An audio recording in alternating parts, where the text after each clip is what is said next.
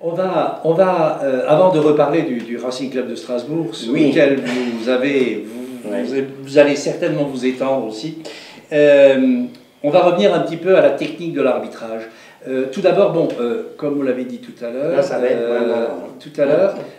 c'est vrai que nous n'avons pas eu de représentant français lors de la dernière Coupe du Monde. Et la question qu'on a envie de vous poser, qu'on vous a déjà posée, est-ce que le niveau de l'arbitrage français a baissé? Je ne suis pas, à l'endroit où je ne suis pas qualifié moi pour répondre à ça, parce que j'ai bien compris que depuis que j'ai arrêté, ne l'oublions pas, un quart de siècle a passé, 90, vous avez dit avant, vous avez raison, 14, ça nous fait 25 ans. Un quart de siècle. Donc, et j'ai constaté, alors le football, heureusement, est toujours le football, mais ce qui se passe, je ne vous fais pas de dessin, les intérêts en jeu, etc., la médiatisation de tout cela, ce sont des choses qui ont changé. Pour vous donner juste un exemple du changement, que vous imaginez vous-même. À l'époque, lorsque je rentrais par train de nuit le 20e Strasbourg, des matchs à Nice, Monaco, Cannes, Toulon, et Marseille, et que j'avais peut-être donné un jour, ça m'arrivait certainement, un penalty dont je me disais, est-ce qu'il est justifié, il n'est pas, as-tu eu raison, etc. On se posait quand même des questions. Je priais le ciel dans le wagon-lit pour que éventuellement caméraman, ici présent, ou les deux, ou un de l'ORTF, n'ait pas fixé exactement la chose, de façon à ce qu'on n'ait pas d'image de ce cas douteux. Donc j'avais pour moi les circonstances atténuantes, puisque dis-moi c'est pénalité, prouvez-moi l'inverse. Mais aujourd'hui, avec tout, je dis bon là parce que la télé est là, parce qu'avec toutes les caméras qui sont là, aucune décision de l'arbitre n'arrive à échapper au jugement des caméras. Bien que ce jugement parfois puisse encore être contesté, entre l'intention d'une faute, avoir voulu, c'est quand même, je sais pas, l'intention de faire une main, était-elle volontaire ou pas, la caméra ne dit pas toujours tout. Elle ne vous donne pas les intentions. Avait-il voulu le faucher ou pas? Ou était-ce une rencontre? Donc, ceci à l'époque, l'arbitre, il y en avait moins. Autrement dit, le football, depuis que j'ai arrêté, il y a beaucoup plus d'intérêt en jeu, ça vous l'avez compris, médiatique, beaucoup plus d'images, ça draine beaucoup plus d'argent, d'intérêt, et la tâche de l'arbitre est forcément devenue plus difficile puisqu'il est le centre de mire de tout le monde quand ça ne va pas.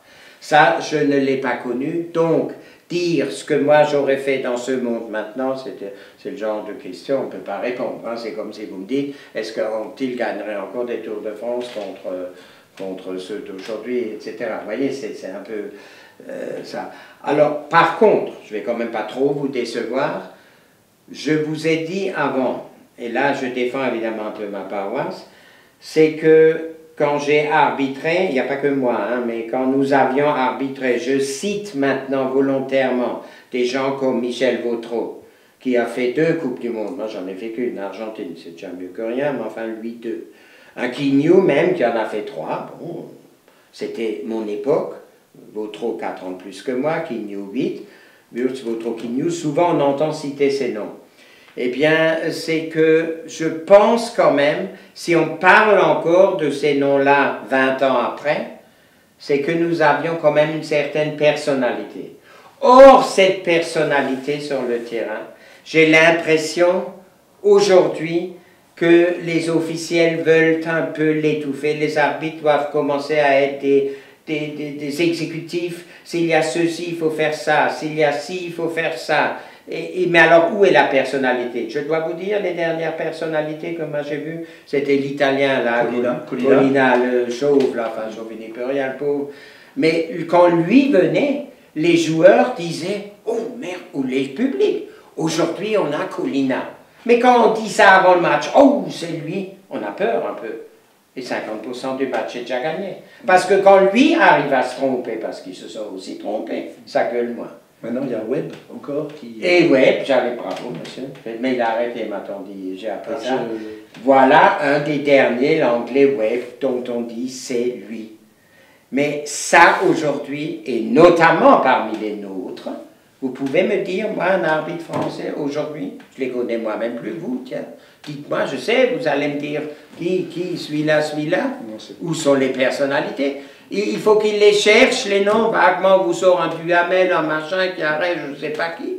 Mais qui c'est encore des personnalités aujourd'hui? Eh bien, c'est déjà ça qui manque. Et le résultat, je sais, c'est pas moi qui juge, mais je vous rappelle, j'ai lu une fois, on a demandé Platini, hein, quand même président de l'UEFA, c'est pas un idiot, il sait ce que c'est un ballon. Les arbitres français lui ont dit, mais pourquoi même vous, président de l'UEFA, nous on ne passe plus? Il a dit, parce que vous n'êtes plus les meilleurs, c'est tout, hein, dans les classements. Alors pourquoi? Ben, j'espère qu'un jour, il y aura de nouveau un arbitre français qui sera une personnalité. Alors, je ne vais pas vous faire un dessin de toutes les salades qu'on a déjà lues, qu'il y a eu. J'en ai encore entendu parler l'autre jour à Metz, où j'étais pour une causerie. Et bien, toutes ces histoires, vous savez, de lutte à cause de ci, de ça, ça c'est pas bon. Diviser et régner, hein, pour mieux diviser et régner. Tant qu'il y aura des histoires dans l'arbitrage français, je ne suis plus du tout concerné. Et bien, les autres régneront mieux sur eux et les prendront plus. Je cherche, moi, quand je regarde les matchs, Coupe d'Europe, les grands, est-ce qu'enfin, on voit de nouveau une fois un arbitre français? Vous en avez vu beaucoup, vous, dans les finales de Coupe d'Europe, Coupe de l'UEFA, petite coupe, je ne sais pas comment elle s'appelle. Matchs internationaux? Aucun. Je regrette, alors refaites votre chemin. Nous, à l'époque, on l'avait fait. Mais je répète, j'ai l'impression que dans le système d'aujourd'hui, les personnalités éventuelles de ces arbitres sont totalement écrasées. Qu'Emmerich me dit souvent, nous avons de bons arbitres en Alsace ou en France. Oui, mais où sont-ils? Est-ce qu'enfin, je pourrais une fois les connaître? Au moins que je puisse citer un nom. Vous voyez, je vous dis sincèrement, j'arrive difficilement à vous situer un nom des arbitres français aujourd'hui. Et pour moi, un nom, c'est une personnalité. Le jour où ils s'en dégageront de nouveau une, vous verrez qu'elle sera reconnue.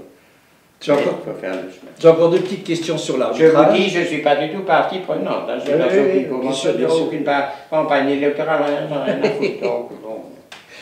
Deux petites questions encore sur l'arbitrage. Oui. Bon, bien sûr, la vidéo, on ne peut pas y échapper. Je sais que vous n'étiez pas foncièrement contre, disons, le système de vidéo pour la balle qui franchit la ligne de but. Oui. J'étais pas foncièrement pour, simplement... Vous n'étiez pas contre la vidéo... Pour la géométrie. Si on me dit que géométrie... Alors là, c'est le scientifique qui parle. Si on me dit... Enfin, l'ancien scientifique, hein, je ne sais plus beaucoup.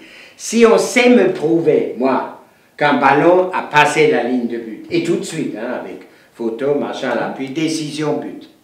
Si on me dit, par je ne sais quel moyen, oreillette, signe, arbitre, regardeur des télés autour de stade, il y a but. Alors c'est un peu comme au tennis. Je reviens après à ça. C'est un peu comme au tennis, il y a but, je donne but. Je ne vais pas perdre de l'autorité parce que je vais dire il y a but et que moi je ne l'aurais pas vu. Puisque j'étais là, on ne peut pas voir scientifiquement en regardant là si c'est ça ou ça. Je peux vous donner un exemple après de vécu pour comprendre, mais juste pour dire ça. Si on me dit à certains moments d'un match, naturellement il ne faut pas qu'il y en a pas trop, mais il y a but, donne but. Eh bien donc je donne but. Encore je dois être sûr dans le grand match. Parce qu'on ne peut pas faire ça à Schweikhaus et à Schweikhofen, hein, etc. Donc déjà, on sépare un peu le monde foot pro, qui est autre chose que le monde amateur. Il est vrai, il ne faut pas comparer un match pro télévisé dans 200 pays et le match Momenheim-Schweikhaus, c'est souvent la FIFA dit, on ne veut pas séparer les amateurs des pros. Non, c'est le même foot, mais il faut quand même parfois dire c'est un autre monde. D'accord? Bon. Alors, si on me dit ça, je dis oui. Mais qu'on ne me vienne pas dire qu'on maintenant on va aussi voir avec la caméra la faute, est-ce qu'elle était intentionnelle, est-ce que le hors-jeu de position était actif. Regardez dernièrement, 2-3 semaines de Bundesliga, j'ai vu un dégagement de Neuer sur Hovedes de Schalke, il lui dégage à 2 mètres la ligne de but sur un bras, il courait, il lui dégage sur le bras, il marque le but. Schalke égalise à 1, il n'y peut rien qu'il ait marqué le but avec le bras. Alors ils ont donné le but, l'arbitre a donné le but, je ne peux pas lui en vouloir. Même si on réfléchit, normalement d'après le texte on le donne puisqu'il ne fait pas une main volontaire. Mais imaginez que vous soumettez ça aux images des caméras. Là sur le champ, immédiatement, il a eu le bras, il était là, le bras n'était pas là où il était. Mais on n'en finit plus. Et ça c'est pour une scène de but. Mais si alors on vous dit, l'autre équipe va dire, mais attendez, là, la touche, le ballon n'était pas sorti, qui a donné la passe, qui a donné la phase, qui a donné le but. Mais alors on coupe le match 56 fois, il n'y a plus de rythme, il n'y a plus de jeu, un beau jeu, il n'y aura plus de spectateurs. Il y aura juste les téléspectateurs qui en plus vont s'emmerder. Je suis aussi, moi, comme téléspectateur, heureux de voir des ralentis. Mais je comprends qu'il ne faut pas casser le match à cause d'eux. Il s'est trompé, c'était pas le cas, on le dit, terminé. La vie du football, c'est les 90 minutes qui tournent. Et ce qui se passe, c'est comme une tragédie grecque.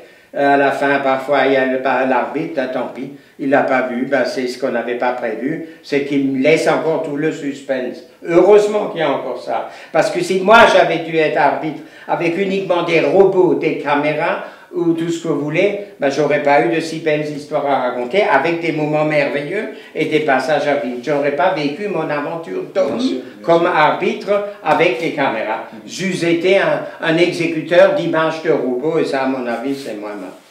Dernière question sur l'arbitrage.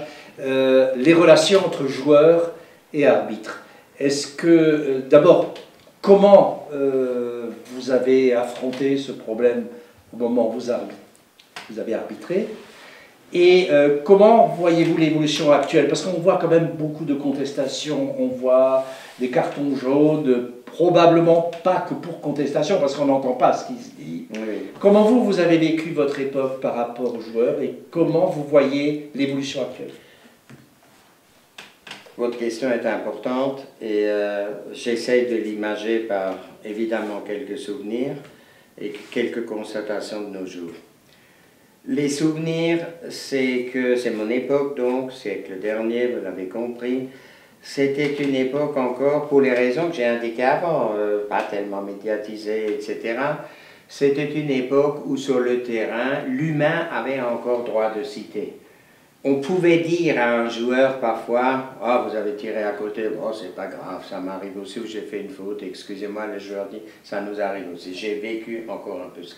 On se parlait et le joueur comprenait. Hein, c'était pas, l'arbitre ne parlait pas en disant, « Ah, merde, un truc comme ça, humain ». Voilà. Aujourd'hui, j'ai l'impression que ça l'est beaucoup moins. Et quand je vous ai parlé de ce coup de fil qu'avait donné le gars de Schweighouse à Lacombe, Bernard Lacombe me dit au téléphone, c'était il y a 2-3 mois, téléphone de Schweighouse, et il a dit, tu sais Robert, aujourd'hui c'est impossible sur le banc de touche. Dès que tu veux seulement dire quelque chose, l'arbitre déjà est un carton, ceci, cela. Je dis bientôt, tu auras la bombe à raser dans le visage, le premier mot que tu fais, hein, vous savez, dans machin. Alors il a rigolé. J'ai dit, c'était quand même autre chose de notre temps. On pouvait reconnaître, je me suis trompé, ou ceci, ou cela. Et aujourd'hui, moins, mais je ne sais pas non plus pourquoi. Alors il est vrai que ces arbitres, à la façon, ce sont des hommes comme nous, les arbitres de nos jours. Mais on les forme tellement, on veut tellement les, comment, pas robotiser, mais les cadrer, les formater, merci monsieur. On veut tellement les formater qu'ils se disent, ah, tu me dis ceci, je réponds cela, je donne le carton, je ne le donne pas. Mais les rapports à notre époque, c'était différent. C'était l'humain avait encore plus droit de citer. C'était, on pouvait dire, excuse-moi, je me suis trompé, ou ceci, cela, mais c'est pas grave, ça nous a... Mais je vous garantis, hein, j'ai dit parfois sur le terrain, d'ailleurs en Coupe de France, j'ai reconnu France Foot, je me suis trompé. Et Ferrand avait mis dans France Football, M. Wirtz a reconnu, bien que je ne l'avais pas vu, mais comme l'autre a dit, je ne devais pas avoir vu la main, j'ai dit, pardon, je me suis trompé. Et ça a été dire, bravo M. Wirtz, il a reconnu son erreur. Et les joueurs les joueurs, vous savez, ils ne vous tuent pas si vous reconnaissez une erreur. Ils disent, vous vous remettez à un niveau humain avec eux. Mais la façon dont on formate les arbitres aujourd'hui, c'est qu'ils sont intouchables, on n'a plus le droit de rien dire et il s'ensuit des hiatus d'incompréhension de ce style-là. Alors, c'est un peu ça que je vous réponds. Oui, les choses sont devenues plus délicates parce que les rapports ne sont plus les mêmes. Je répète, tout ceci est dû aussi à l'argent, médiatisation. Alors comment ramener ça? Je reconnais toutefois que, bien entendu, aujourd'hui, le professionnel, ben, c'est celui, c'est pas moi qui ai eu des parents qui ont vécu de l'argent gagné au théâtre en étant des artistes. C'est pas moi qui vais vous dire l'artiste ne doit pas être payé. Heureusement qu'il y a encore des artistes. Mais aujourd'hui, on en arrive à tel point, et puis alors il y a quelque chose qui se greffe. Sur ce truc artistique vient se greffer le médiatique, la publicité et tout ça, et ça multiplie par mille tous les effets. Et les gens, alors, je ne sais plus comment ils comprennent tout cela, mais il y a souvent, ils s'étonnent alors qu'il n'y ait plus d'humain. À la fin, tenez, les joueurs aujourd'hui, on vous le dit, c'est pas moi, Wurtz, qui vous le dit, les joueurs qui arrivent au stade, bon, je dis maintenant pas à tout prix le Racing, mais professionnels, on ne peut plus les toucher. Ils arrivent, ils ont les écouteurs sur les oreilles, ils se jouent je ne sais quoi, mais à l'époque, quelle belle house! On pouvait leur parler avant un match, après, et le public, il demande ça, ces idoles. Même dans des idoles du spectacle, vous dites, je sais pas, j'ai vu ça, Foire au vin de Colmar, ah, on n'a pas pu les... Enfin, je ne donne pas cet exemple, mais on a été déçus, on ne pouvait plus les toucher, tout ça. Mais quand on a quelqu'un comme idole, on veut juste un peu voir, et ça se perd un peu. Et il faudrait un peu penser à cela. Voilà, c'est vu de moi, mais vu du siècle dernier, je vous le signale. On va refermer le chapitre qu'on pourrait encore rallonger, mais on voudrait se recentrer de nouveau sur le Racing Club de Strasbourg. Oui. Alors, comment, qu'est-ce que vous pensez, vous, du Racing Club de Strasbourg? Écoutez, oui, je vous vois venir. Je vais vous répondre avant que vous ne vous lanciez dans ce que vous jugerez de tout à fait normal. J'ai vécu le Racing Club de Strasbourg durant de longues et nombreuses années de ma jeunesse, vous l'avez compris, jusqu'à longtemps, je dirais une cinquantaine d'années à peu près. Jeunesse, ça fait 5 ans, 55, 60, bon j'en ai 73. Allez, j'ai vécu un demi-siècle de Racing Club de Strasbourg, de près, avec passion, tout en étant arbitre, mais en ayant toujours en tête ce que ce club a été pour moi, ce que ça a signifié. Ma jeunesse, vous avez compris, c'était en dehors de l'école, c'était mon passe-temps de vivre, c'était le Racing, d'accord. Ensuite, quand je suis devenu arbitre, forcément, de par ma carrière, je m'en suis un peu écarté géographiquement, mais quand je pouvais voir un match, j'allais au Racing. Et puis, à tel point que, je vous donne un exemple, regardez, je vais vous donner cet exemple-là, dans ma famille. Ma mère est morte en 1977, au mois d'août. Heureusement, j'avais fait ma finale, enfin la finale de Coupe d'Europe des Champions, Liverpool-Gladbach, elle m'a encore vu à la télé, j'étais contente pour elle, elle avait 60 ans. C'était un grand moment pour vous, oui, et puis, oui, naturellement, parce que c'était un jour où il n'y a pas eu de fausse note, donc tant mieux, ça a corrigé, mais enfin je ne vais pas parler de ça, une belle journée, un beau souvenir. Elle est morte en 77, donc peu après. En 79, et là je reviens en Racing.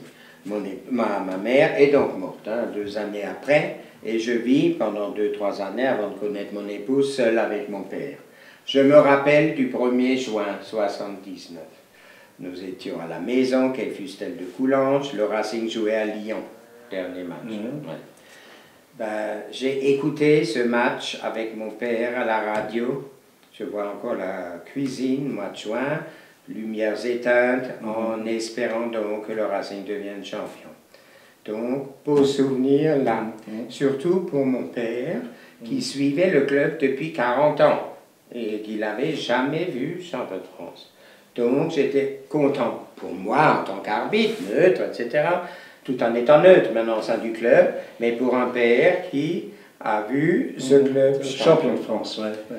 Et donc, ça, c'était bien. Ensuite, les choses ont continué, le Racing, vous voyez la suite, tout ce qu'il y a eu, des grands moments et des moins grands moments. Je ne souffrais pas des ça, les Beller et puis les Broisy et les Hadjili, je ne sais pas comment ça s'appelait. Enfin, Ilali, oui, pardon. Donc, non, je ne savais plus. Donc, ce Racing-là derrière. D'autres grands clubs ont vécu ça, le Stade de Reims. À l'époque des Copa et de Fontaine, c'était le sommet. Il est tombé bas, et puis il s'est remis. Le Racing, lui, il est aussi tombé bas. À tel point que le dernier match, ben, ça va pas.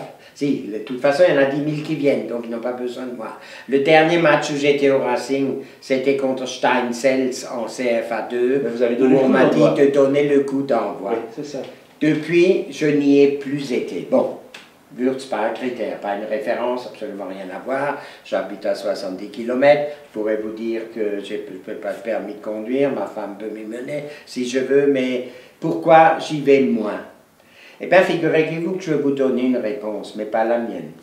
Parfois, nous nous sommes réunis, nous nous réunissons encore chaque année avant Noël chez Groupama. Pardon, publicité, je ne sais pas le droit ou pas. Donc, Groupama avec d'anciens arbitres et joueurs. Et dans ces repas qu'il y avait, où il y avait Raymond Kelbel, René Haus, Edmond Hahn, on y revient, j'ai encore vu René Haus, donc, il y a 4 ou 5 ans, avant malheureusement sa mort de René, du roi René. Et un jour, je lui ai dit, écoute René, toi qui as passé dans ce club toute ta carrière de 20 ans à 40 ans, qui a été vainqueur de 2 coupes à l'âge de 24 ans en 51 et à l'âge de 39 ans en 66, toi René, qu'est-ce que tu penses donc de ce Racing? Parce que j'y vais plus tellement souvent, lui ai-je dit, pour le confort, pas pour le conforter, mais pour dire, moi j'y vais un peu moins ces temps-ci que l'époque. Et il m'a dit, René, je ne me reconnais plus en ce club. René Haus.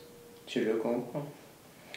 Parce que Haus, c'était l'époque où le joueur naturellement gagnait son argent dans le club. Mais c'était sa vie, c'était ses couleurs. Là, maintenant, nous sommes tombés, c'est pas le Racing le responsable. C'est le football moderne où les joueurs tournent tous d'un club à l'autre. Ou parfois, j'ai dit l'autre jour à mon voisin irlandais, je voudrais bien parfois savoir le joueur quand il tourne, quand il change de club. Vous savez encore où vous êtes là sur la carte. Vous êtes à Liverpool ou bien à Rome. Ah, un contrat plus grand, je vais là, je vais là. Est-ce qu'ils savent encore pour quelle couleur ils se battent? Je le souhaite, mais j'ai l'impression qu'à l'époque, c'était plus fort. Vous me direz, dans le monde d'aujourd'hui, le joueur de l'époque qui ferait 15 ans dans le même club, ce serait un idiot, parce qu'il passerait à côté de la fortune, mais il y a un peu de dénaturation de la notion de couleur et de tout ça. Ma façon de voir de l'époque, je comprends, les temps changent, etc. Vous ne pensez pas que... Et ça joue un peu pour ce qui est là. Alors, tant mieux s'il y a 12 000 qui viennent. Tant mieux s'il y en a 20 000. Et puis vous pourriez me dire, mais en Allemagne c'est la même chose, c'est possible. Mais qu'est-ce qui fait que nous, on sente un peu moins... Alors rassurez-vous, je regarde aujourd'hui aussi, je regarderai que fait le Racing, etc. Je ne vais pas mourir sans ouvrir le journal et voir est-ce que le Racing a gagné ou pas. Mais on se sent un peu moins impliqué qu'à l'époque. Nous, les anciens, mais les jeunes qui vont là, ils ne connaissent pas ça. Ils vivent le Racing de maintenant et s'ils le trouvent bien, tant mieux pour le Racing. Vous voyez ce que je veux dire? Ils n'ont pas connu ce que nous, on a connu. Et puis voilà, c'est tout. Et je vous laisserai de côté des remarques que j'ai entendues, pas méchantes, de Gilbert Grèce qui n'a pas toujours raison. Enfin, vous savez, ce sont les mots dilettantes des gens. Lorsque Grèce les voyait venir à ton 3e passage comme entraîneur, le matin avec la casquette de ce côté, des choses comme ça, il a dit cette sorte-là, j'aime pas trop, mais ça c'est autre chose. Mais ça existe aussi, parce que moi j'attends le jour où il y aura de nouveau un entraîneur qui les fera champion de France. J'espère que ça se fera, mais je ne pense plus que je le verrai de ma vie. Vous n'êtes pas très optimiste? Non. Non. Non, mais ça c'est alors encore un autre problème. Mais ça c'est de nouveau le problème. Attractivité à Alsace, Strasbourg, puis on va dans la politique et là on arrête, pas la peine. Je ne veux pas dire qu'il faut un tapis à Strasbourg. Le projet de s'exprimer. Projet n'est plus surprise. Le club est tombé. Caméraman, il ne bouge plus, merde. Non.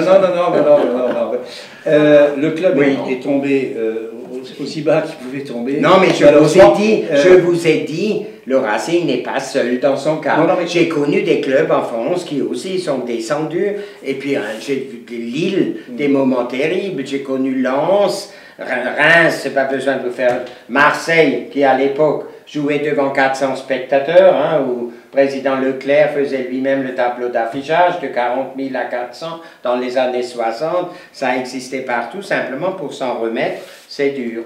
La pente, quand elle descend, ça va vite, mais pour la remonter, c'est plus dur. Mais comment avez-vous réagi? Encore que cette année, je me réjouis, je vais vous dire de quoi je me réjouis. Cette année, maintenant, on parle d'actualité. La façon dont le Racing, les tractations qu'il y a eu pour le repêchage, pas seulement moi, ne m'ont pas tellement plu. Hein? J'espère qu'il n'y a pas encore eu de Luznac dans l'affaire pour sauver ceux-là, mais ça, passons. Au moins, il justifie maintenant par les résultats que ça valait la peine de les repêcher. Mais là, nous nous écartons un peu de la notion classement, et vous voyez ce que je veux dire. Hein? Bien sûr, oui. Comment avez-vous réagi quand un local, Marc Keller, a repris ce club? Est-ce que vous n'avez pas, disons, changé un petit peu dans votre approche du club? Oui, oui, je vois, je connais un peu Marc Keller, c'est un footballeur qui était professionnel, mais c'est surtout un garçon qui est intelligent, qui sait aussi quoi faire de sa carrière. Après, il a su mener sa barque ici, après avoir passé par Monaco, d'autres aventures. Je ne fais pas, c'est pas moi de juger cela. Il a surtout été intelligent. Je sais pourquoi il était intelligent qu'il est. Parce qu'en tant que Haurinois, non, ma mère est une Haurinoise, hein, la théâtrale de Colmar. Il a compris qu'il y a plus à gagner en venant dans le Bas-Rhin que de rester au FC Mulhouse. Hein. Il y a eu plus à gagner dans les subventions, beaucoup de choses. Là, il était intelligent pour dire « je joue ce cheval, c'est mieux que de jouer Colmar ou Mulhouse » pour un Haurinois. Donc, c'est pas un idiot. Tant mieux si le Racing, il arrive à le remonter. Mais les arts et méthodes des repêchages et tout ce qu'on a lu là, et c'est pas seulement Wurtz qui parle, hein, ça n'a pas toujours été une fierté. Hein. Vous imaginez être deuxième repêché derrière un Colomiers. Je répète, le Racing, en étant en tête jusqu'à présent, et j'espère toute la saison, a au moins justifié le fait que les conditions de repêchage ont été, allez, on va dire, assez spéciales. Mettez-vous à Luznac, vous. Moi, je n'ai rien à voir avec Luznac. Vous êtes Luznac, vous êtes premier, et vous jouez en dessous, vous ne jouez plus, et ceux-là, ils sont 18e, ils jouent au-dessus, sportivement. Soyons sincères, c'est l'arbitre qui parle, hein. Pas seulement être d'accord, il faut juger. Mais bon, c'est mon avis, c'est pas grave. Merci, M. Wurtz, Oui, pour cette conversation qui a été dense. Pour Nijinsky, c'est normal qu'elle soit dense. Hein. Merci aussi pour ce moment d'émotion. Non, c'est bien, mais c'est d'accord. Ça va, caméraman? Vous savez de quoi faire, là?